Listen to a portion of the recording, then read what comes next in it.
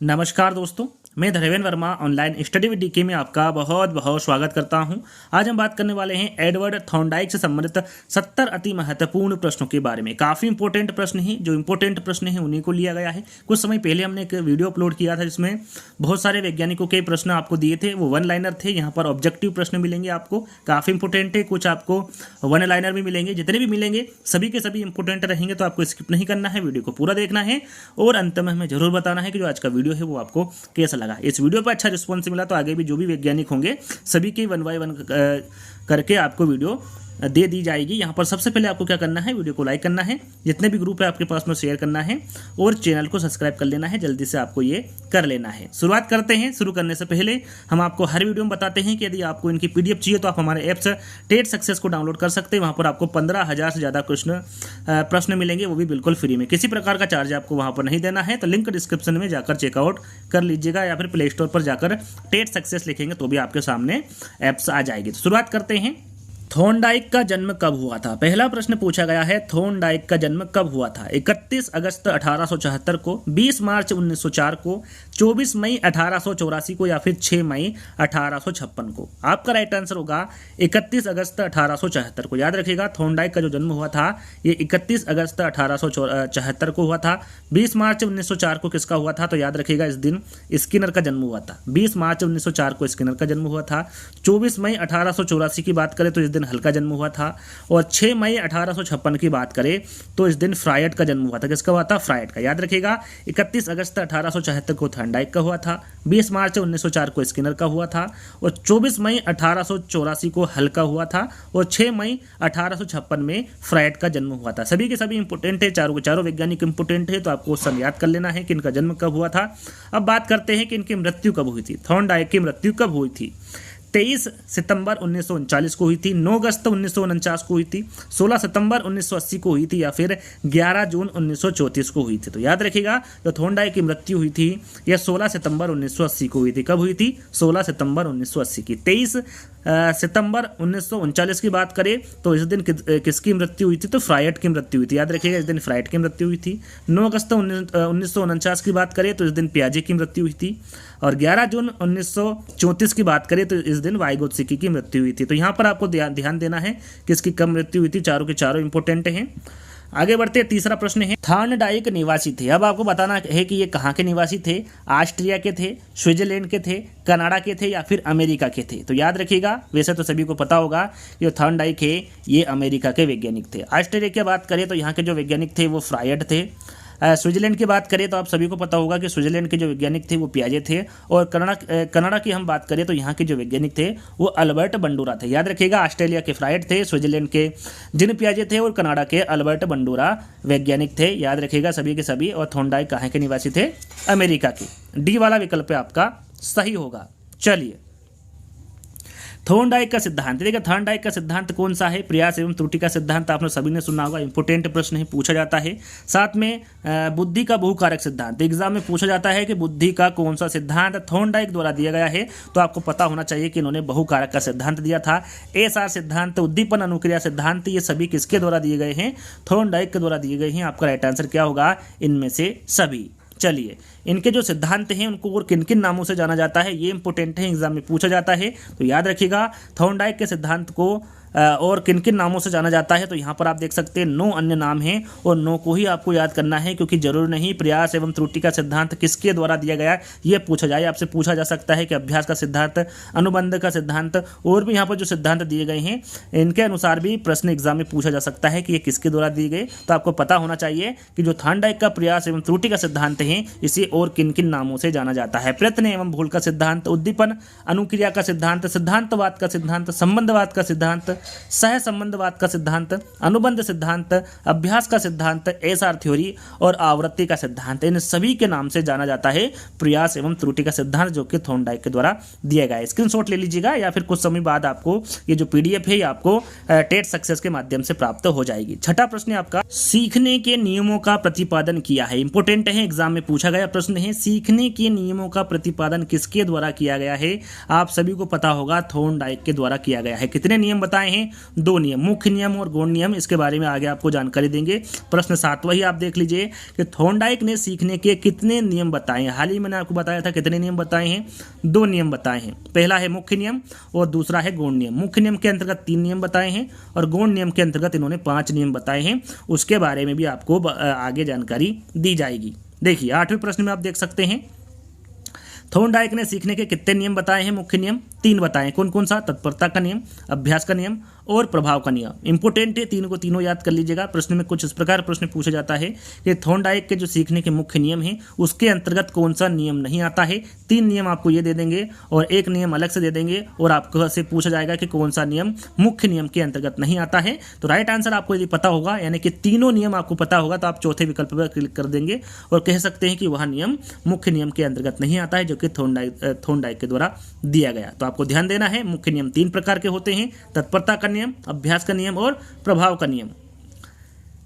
9वां प्रश्न, जैसा कि मैंने आपको बताया था, गौण नियम कितने प्रकार के होते हैं? 5 प्रकार के। आपको यह भी ध्यान देना है कि मुख्य नियम के अंतर्गत कौन से नियम आते हैं और गौण नियम के अंतर्गत कौन से नियम आते हैं, क्योंकि प्रश्न किसी भी प्रकार से भी आपसे पूछा जा सकता है। 5 नियम कौन कौन से? गौण नियम, बहुप्रतिक्रिया का नियम, आत्मीकरण का नियम, मानसिक विन्यास का नियम, आंशिक क्रिया का नियम और साहचर्य परिवर्तन का नियम। ये 5 नियम किसके अंतर्गत आते हैं? गौण नियम के अंतर्गत आते हैं। प्रश्न में बहुत सारे प्रश्न ऐसे पूछे जाते हैं थॉर्नडाइक से संबंधित, जिसमें काफ़ी सारा कन्फ्यूजन होता है। तो आपको ध्यान देना है हर प्रश्न पर कि मुख्य नियम कितने प्रकार के होते हैं, कौन कौन से होते हैं, गौण नियम कितने प्रकार के होते हैं और कौन कौन से होते हैं, इन सभी के बारे में आपको जानकारी होना चाहिए। थॉर्नडाइक ने अपना प्रयोग किस जानवर पर किया था? चिंपांजी पर, कुत्ते पर, चूहे तथा बिल्ली पर या फिर इनमें से कोई नहीं? काफ़ी इंपॉर्टेंट है। थॉर्नडाइक के बारे में पूछा गया है कि इन्होंने अपना जो प्रयोग है ये किस पर किया था। तो याद रखिएगा, इन्होंने अपना प्रयोग चूहे तथा बिल्ली पर किया था। साथ में मृत मछली भी आता, तो ये भी इन्होंने मृत मछली पर भी थॉर्नडाइक ने अपना प्रयोग किया था। चूहे, बिल्ली तथा मृत मछली पर अपना प्रयोग थॉर्नडाइक द्वारा किया गया। चिंपांजी पर किसने किया था? तो याद रखिएगा, कोहलर ने चिंपांजी पर प्रयोग किया था।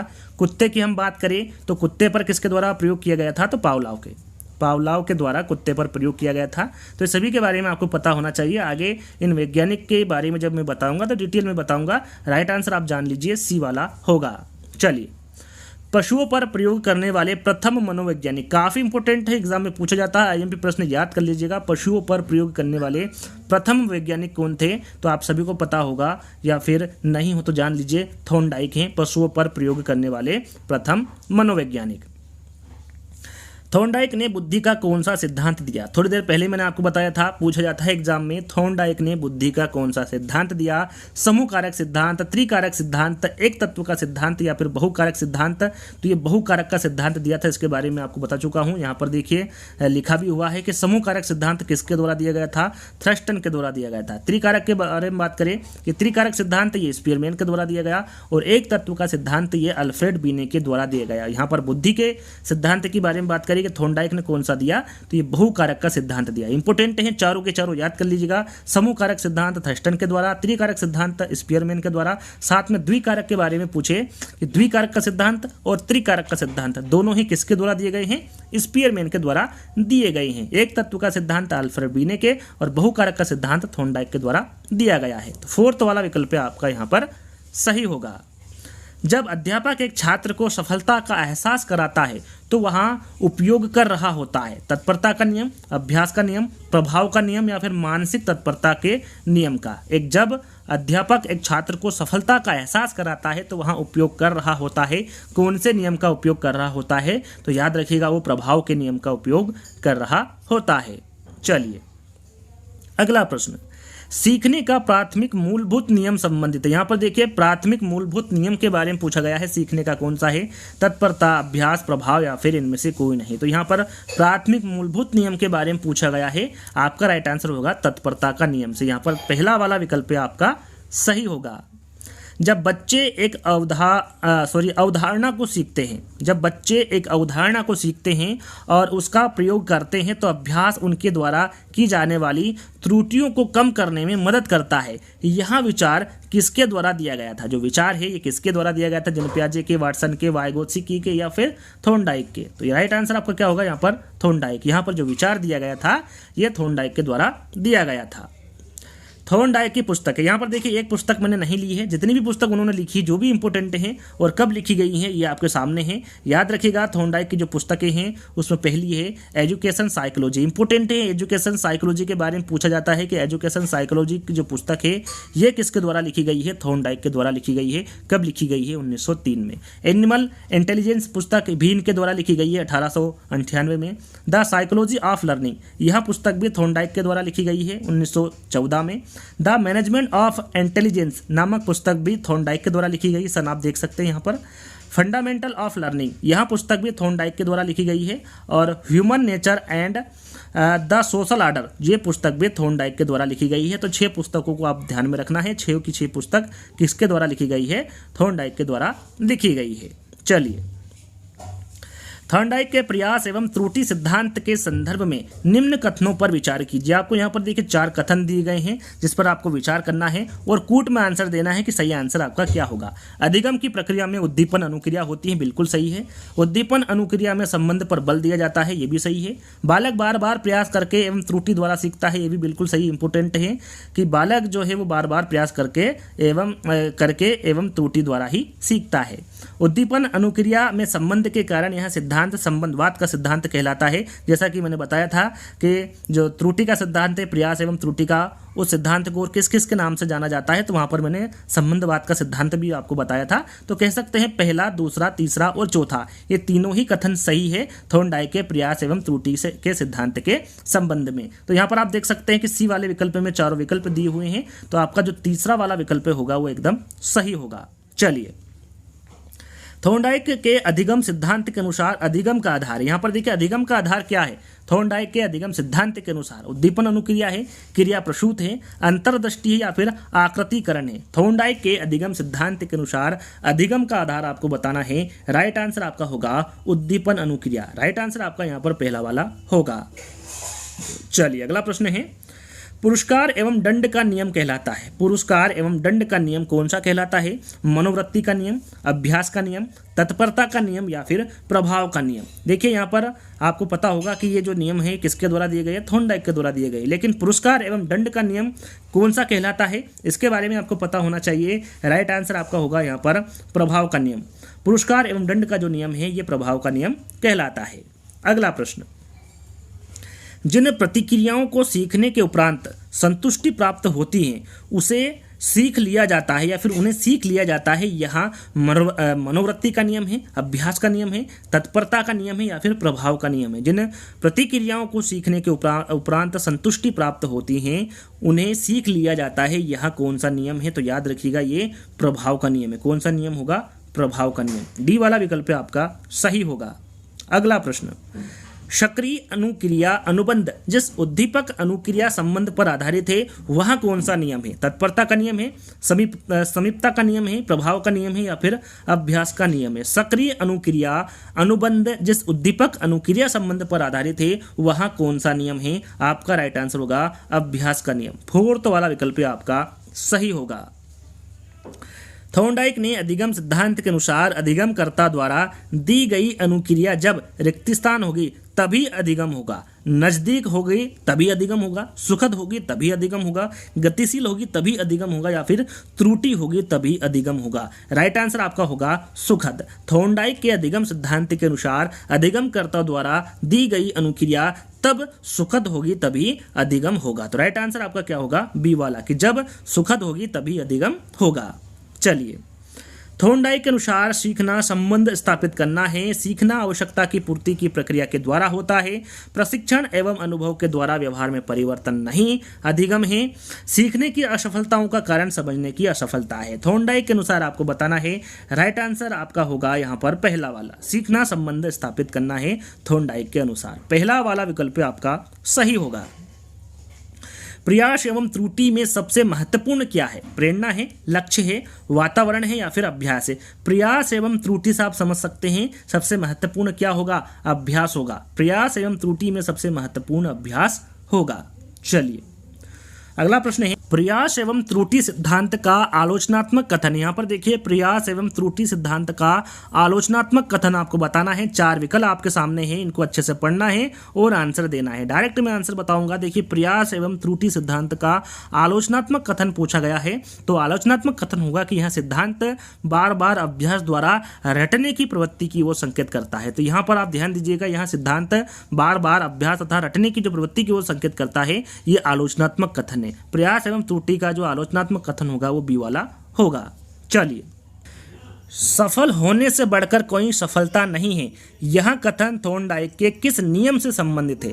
मनोवृत्ति का नियम है, आंशिक क्रिया का नियम है, तत्परता का नियम है या फिर प्रभाव का नियम है? काफी इंपोर्टेंट है। यह कथन थॉर्नडाइक के किस नियम से संबंधित है? तो याद रखिएगा, सफल होने से बढ़कर कोई सफलता नहीं है, यह कथन थॉर्नडाइक के प्रभाव के नियम से संबंधित है। यहाँ पर डी वाला विकल्प आपका सही होगा। धीमी गति से सीखने वाले बालकों के अध्यापन के लिए अधिक उपयोगी सिद्धांत कौन सा है? थॉर्नडाइक का सिद्धांत है, हल का सिद्धांत है, थर्स्टन का सिद्धांत है या फिर कोहलर का सिद्धांत है? धीमी गति से सीखने वाले बालकों के अध्यापन के लिए अधिक उपयोगी सिद्धांत के बारे में पूछा गया है। आपका राइट आंसर होगा थॉर्नडाइक का सिद्धांत। यहाँ पर पहला वाला जो विकल्प होगा वो आपका सही होगा। अगला प्रश्न, एक बालक को लाल गुलाब का कांटा चुभ गया जिससे उसे काफी दर्द हुआ। आगे चलकर वह लाल कपड़े या लाल किसी भी चीज को देखकर डरने लगता है। यहाँ उदाहरण है, यहाँ जो उदाहरण है ये किसका है? उद्दीपन सामान्यकरण का है, अनुक्रिया सामान्यकरण का है, उद्दीपन एवं अनुक्रिया सामान्यकरण का है या फिर ना उद्दीपक सामान्यकरण का है और ना ही अनुक्रिया सामान्यकरण का है? यहाँ उदाहरण किसका है ये आपको बताना है। तो यहाँ पर जो उदाहरण दिया गया है ये उद्दीपक सामान्यकरण का उदाहरण है। पहला वाला विकल्प आपका सही होगा। अधिगम का मुख्य नियम है, जैसा कि मैंने आपको शुरू में बताया था कि आपको पता होना चाहिए कि मुख्य नियम कौन कौन से होते हैं। मैंने मुख्य नियम आपको 3 बताए थे और गौण नियम आपको 5 बताए थे। यदि आपने वहां पर ध्यान दिया होगा, राइट आंसर आपके सामने। 3 नियम मैंने आपको मुख्य नियम बताए थे अधिगम के, उसमें तत्परता का नियम भी था और यही नियम मुख्य नियम है। बाकी मनोवृत्ति का नियम, आंशिक क्रिया का नियम और बहुप्रतिक्रिया का नियम, जो तीनों नियम है ये किसके अंतर्गत आते हैं? तो ये गौण नियम के अंतर्गत आते हैं। चलिए, थॉर्नडाइक का कौन सा नियम उपयोग और अनुपयोग का नियम कहलाता है? उपयोग और अनुपयोग का नियम कौन सा कहलाता है? थॉर्नडाइक का मनोवृत्ति का नियम, अभ्यास का नियम, तत्परता का नियम या फिर प्रभाव का नियम? आपका राइट आंसर होगा तत्परता का नियम। याद रखिएगा, वह नियम उपयोग और अनुपयोग नियम कहलाता है। वह नियम कौन सा है? तो वो तत्परता का नियम है। थॉर्नडाइक ने अधिगम सिद्धांत का शैक्षणिक महत्व किसमें है? खेलकूद प्रतियोगिता में है, कला शिक्षण में है, आदत निर्माण की प्रक्रिया में है या फिर अभ्यास और पुनरावृत्ति में है? थॉर्नडाइक के अधिगम सिद्धांत का शैक्षणिक महत्व किसमें है ये आपको बताना है। तो ये होगा आपका अभ्यास और पुनरावृत्ति में। डी वाला विकल्प आपका सही होगा। थॉर्नडाइक के प्रयोग में बिल्ली की भूख ने किसका कार्य किया है? आपको पता होगा कि जो थॉर्नडाइक ने अपना प्रयोग किया था बिल्ली पर किया था, भूखी बिल्ली पर किया था। तो यहाँ पर आपको बताना है थॉर्नडाइक ने प्रयोग में बिल्ली की भूख में किसका कार्य किया है? प्रेरणा का किया है, लक्ष्य का किया है, सफलता का किया है या फिर चालक का किया है? तो यहाँ पर किसका कार्य किया है भूखी बिल्ली ने? तो याद रखिएगा चालक का कार्य किया है। 4th वाला विकल्प आपका सही होगा। अगला प्रश्न, तत्परता का नियम सूचक है कार्य प्रवृत्ति का है, मूल प्रवृत्ति का है, अभ्यास प्रवृत्ति का है या फिर त्रुटि प्रवृत्ति का है? तत्परता का नियम सूचक है किसका है? तो याद रखिएगा ये कार्य प्रवृत्ति का सूचक है तत्परता का नियम। पहला वाला विकल्प आपका सही होगा। अधिगम के बंद सिद्धांत के प्रवर्तक है। देखिए, शुरू में आपको बता चुका हूं कि थॉर्नडाइक का जो सिद्धांत है उसको और किन किन नामों से जाना जाता है। यदि आपने वो ध्यान दिया होगा तो आंसर आपके सामने होगा थॉर्नडाइक। अधिगम के बंद सिद्धांत के प्रवर्तक कौन होंगे? थॉर्नडाइक होंगे। थॉर्नडाइक का सिद्धांत इनमें से किस वर्ग के तहत सूचीबद्ध किया जाता है? व्यवहारिकता का सिद्धांत, ज्ञानात्मक सिद्धांत, मनोविश्लेषण सिद्धांत या फिर इनमें से कोई नहीं? राइट आंसर आपका होगा व्यवहारिकता का सिद्धांत। इंपोर्टेंट है, थॉर्नडाइक का सिद्धांत व्यवहारिकता के सिद्धांत वर्ग के तहत सूचीबद्ध किया जाता है। पहला वाला विकल्प आपका सही होगा। थॉर्नडाइक के अनुसार बुद्धि का प्रकार नहीं है मूर्त, अमूर्त, सामाजिक या फिर जैविक बुद्धि। याद रखिएगा, इंपोर्टेंट है, थॉर्नडाइक के अनुसार जो बुद्धि का प्रकार नहीं होगा वो जैविक बुद्धि नहीं होगा। 4th वाला विकल्प आपका सही होगा। संयोजनवाद का सिद्धांत किसने दिया है? संयोजनवाद का सिद्धांत पावलोव, हल, स्किनर या फिर थॉर्नडाइक। राइट आंसर आपके सामने होगा थॉर्नडाइक। संयोजनवाद का जो सिद्धांत दिया है ये थॉर्नडाइक के द्वारा दिया गया है।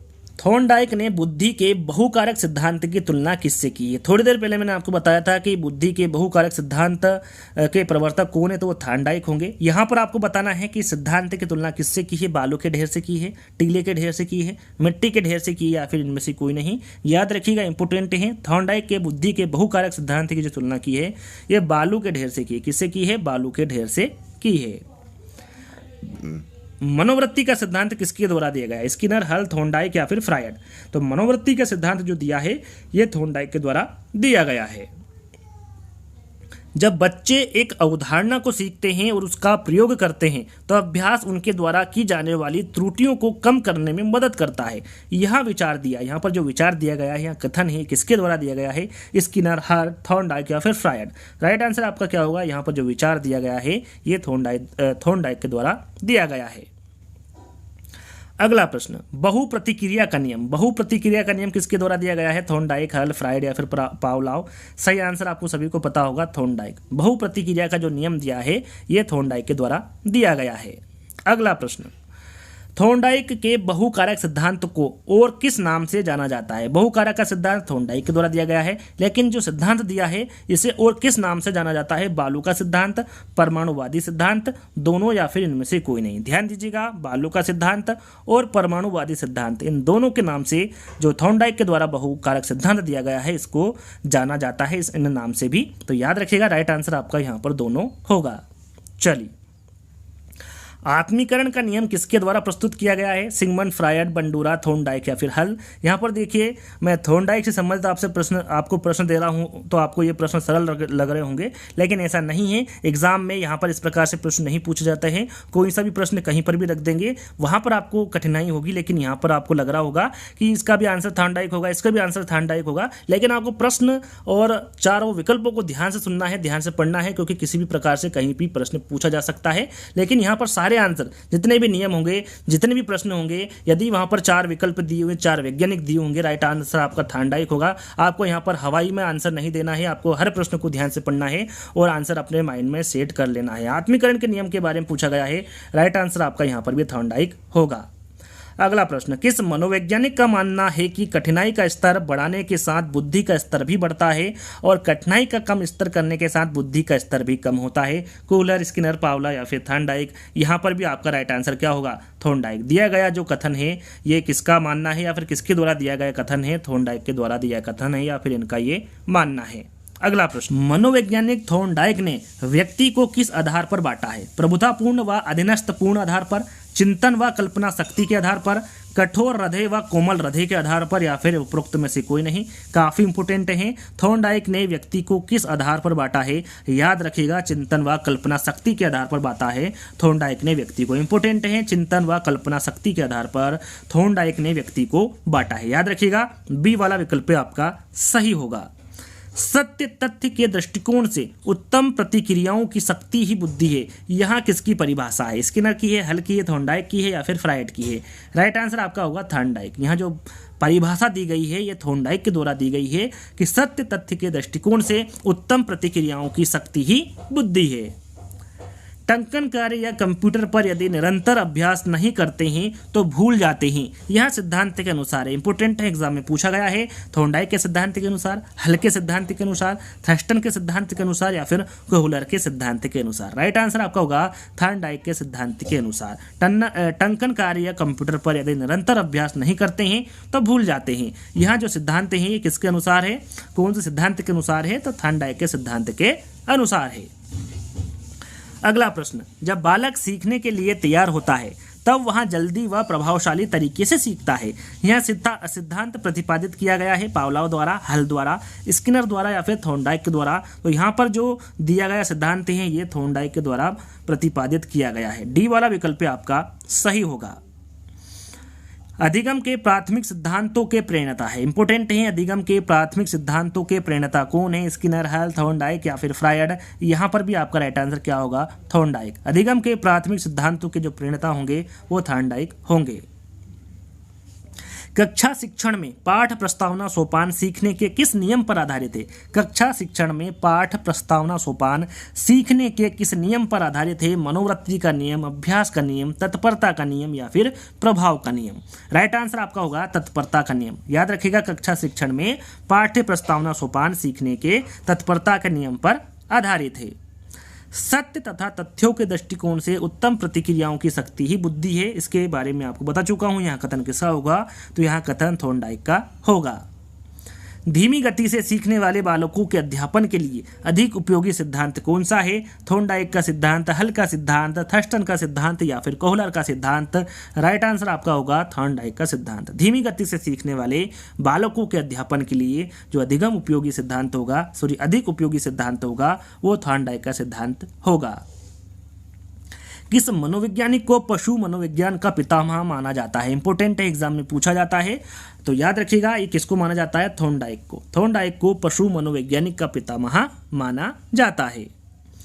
किसी क्रिया को बार बार दोहराने से उसका संबंध दृढ़ हो जाता है। थॉर्नडाइक के ये किस नियम पर आधारित है? मनोवृत्ति का नियम, अभ्यास का नियम, तत्परता का नियम या फिर प्रभाव का नियम? आपका राइट आंसर यहाँ पर होगा कौन से नियम के अंतर्गत आता है? तो ये अभ्यास के नियम के अंतर्गत आता है। किसी क्रिया को बार बार दोहराने से उसका संबंध दृढ़ हो जाता है। थॉर्नडाइक के ये अभ्यास के नियम पर आधारित है। चलिए, यहाँ पर एक प्रश्न मैं आपको क्यूज के तौर पर दे रहा हूँ कि इसमें कौन सा जो गौण नियम है, गौण नियम कौन सा? इसमें देखिए आपको चारों विकल्प हैं। प्रश्न कुछ इस प्रकार है कि थॉर्नडाइक का इन चारों विकल्पों में से गौण नियम के अंतर्गत कौन सा नियम आता है, ये कमेंट के माध्यम से बताना है। प्रश्न को एक बार फिर सुन लेना है, थॉर्नडाइक का गौण नियम कौन सा है? इन चारों विकल्पों में से आपको गौण नियम बताना है और कमेंट्स के माध्यम से 54 के सामने A, B, C या फिर D विकल्प सही होगा, ये आपको बताना है कौन सा सही होगा। गौण नियम आपको वहां पर बताना है कौन सा होगा। प्रथम शैक्षिक मनोवैज्ञानिक कहा जाता है, किसको कहा जाता है? थॉर्नडाइक को, हल को, फ्रायड को या फिर पावलोव को? तो प्रथम शैक्षिक मनोवैज्ञानिक के बारे में पूछा गया है। राइट आंसर आपका होगा यहाँ पर थॉर्नडाइक। अब आपको यहाँ पर देखिए वन लाइनर क्वेश्चंस मिलेंगे जो कि काफ़ी इंपॉर्टेंट रहेंगे, तो इनको भी आपको ध्यान में रखना है। थॉर्नडाइक का प्रयास एवं त्रुटि का सिद्धांत किस विषय के शिक्षण के लिए सर्वश्रेष्ठ है? इंपॉर्टेंट है, थॉर्नडाइक का प्रयास और त्रुटि का सिद्धांत किस विषय के शिक्षण के लिए सर्वश्रेष्ठ है? तो वो है गणित और विज्ञान। प्रयास और त्रुटि का सिद्धांत किस पर बल देता है? ये भी इंपॉर्टेंट है, तो ये करके सीखने के सिद्धांत पर बल देता है, प्रयास और त्रुटि का सिद्धांत। थॉर्नडाइक ने अपनी पुस्तक शिक्षा मनोविज्ञान में किस सिद्धांत का वर्णन किया है? इंपॉर्टेंट है, याद रखिएगा, जो शिक्षा मनोविज्ञान की इनकी पुस्तक है उसमें इन्होंने कौन से सिद्धांत का वर्णन किया है? तो इन्होंने उद्दीपक अनुक्रिया सिद्धांत का वर्णन किया है।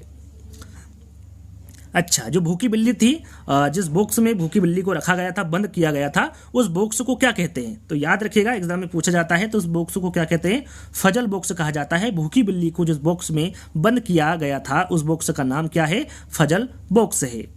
थॉर्नडाइक का सिद्धांत किसके अंतर्गत आता है? तो यह संबंधवाद के अंतर्गत आता है। इंपॉर्टेंट है, ध्यान दीजिएगा, थॉर्नडाइक का जो सिद्धांत है यह संबंधवाद के अंतर्गत आता है।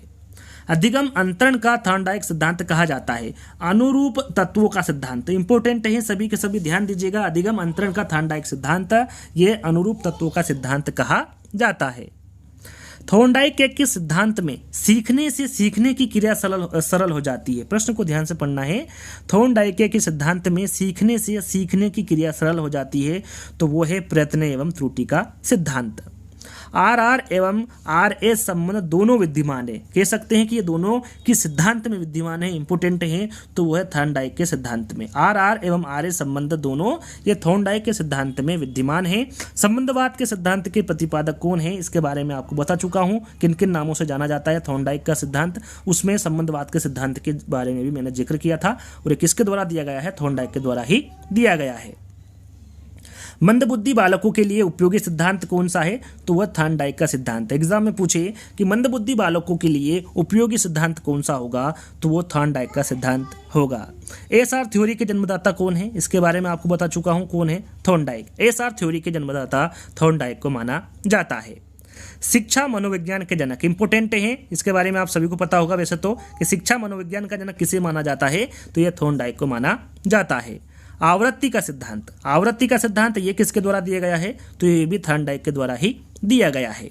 अंतिम प्रश्न, जैसा कि मैंने आपको बताया था टोटल 70 प्रश्न आपको मिलेंगे। आप घोड़े को पानी तक ले जाते हैं, ले जा सकते हैं, पर उसे पानी पीने को मजबूर नहीं कर सकते। यह कहावत एक उदाहरण है। किसका उदाहरण है ये? तो सीखने की बुद्धि का। आप घोड़े को पानी तक तो ले जा सकते हैं पर उसे पानी पीने के लिए मजबूर नहीं कर सकते। यह जो कहावत है ये किसका उदाहरण है? तो ये सीखने की बुद्धि का उदाहरण है। तो आप यहाँ तक आ ही गए होंगे, जैसा कि जो वीडियो ये यहाँ तक देख रहा होगा। यदि आपने अभी तक भी वीडियो को लाइक नहीं किया है तो आपको वीडियो को लाइक करना है, और अब वीडियो समाप्त हो चुका है तो आपको इसको सभी ग्रुप में शेयर करना है और चैनल को सब्सक्राइब कर लेना है। यदि आपको ऐसा ही इंटरेस्टिंग वीडियो चाहिए तो आप कमेंट्स के माध्यम से बता सकते हैं कि आगे आपको कौन से वैज्ञानिक पर वीडियो चाहिए, तो ये भी आप कमेंट्स के माध्यम से बता सकते हैं। जल्दी ही हम इस वैज्ञानिक के जो इंपॉर्टेंट प्रश्न हैं उनको लेकर आपके सामने प्रस्तुत हो जाएंगे। तो जल्दी ही दोस्तों एक नई वीडियो के साथ मिलेंगे, जब तक के लिए धन्यवाद।